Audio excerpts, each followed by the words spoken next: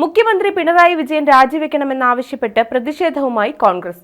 KPCC നിർദ്ദേശപ്രകാരം നടത്തിയ പന്തം കൊളുത്തി പ്രകടനത്തിന്റെ ഇടുക്കി ജില്ലാതല ഉദ്ഘാടനം തൊടുപുഴയിൽ ഡിസിസി പ്രസിഡന്റ് CP മാത്യു നിർവഹിച്ചു. PV അൻവർ MLAയുടെ വെളിപ്പെടുത്തലിന്റെ അടിസ്ഥാനത്തിൽ സർക്കാരിനെതിരായ പ്രതിഷേധം ശക്തമാക്കുന്നതിന്റെ ഭാഗമായി മുഖ്യമന്ത്രിയുടെ രാജി ആവശ്യപ്പെട്ടുകൊണ്ട് സംസ്ഥാന വ്യാപകമായി KPCC നേതൃത്വം പ്രതിഷേധ പരിപാടികൾ പ്രഖ്യാപിച്ചിരുന്നു.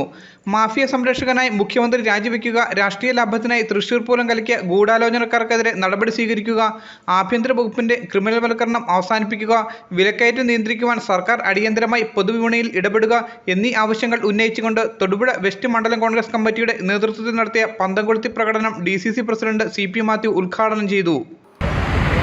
കഴിഞ്ഞ 8 വർഷമായി സംസ്ഥാനത്ത് അധികാരത്തിലിരിക്കുന്ന സഖാവ് പിണറായി വിജയൻ മുഖ്യമന്ത്രിയായിട്ടുള്ള ഭരണകൂടം ചെയ്തു കൂട്ടുന്ന ചെയ്തികൾ ഈ സംസ്ഥാനത്തെ ജനങ്ങൾക്ക് പൊറുതിമുട്ടി മുൻപോട്ട് പോവുകയാണ്.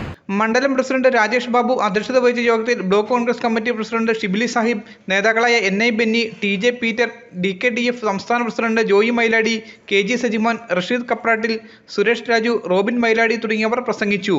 News bureau, Thodupuzha. എല്ലായിടത്തും വൈഫൈ, എല്ലാത്തും ഇന്റർനെറ്റായേ, നാട് മുഴുവൻ ഡിജിറ്റൽ. നാട്ടാരെല്ലാം ബ്രൗസിംഗിലാണ്, എന്നാ സ്പീഡാ കേരള വിഷൻ. എല്ലാവർക്കും ഇന്റർനെറ്റ്, എല്ലായിടത്തും നെറ്റ്.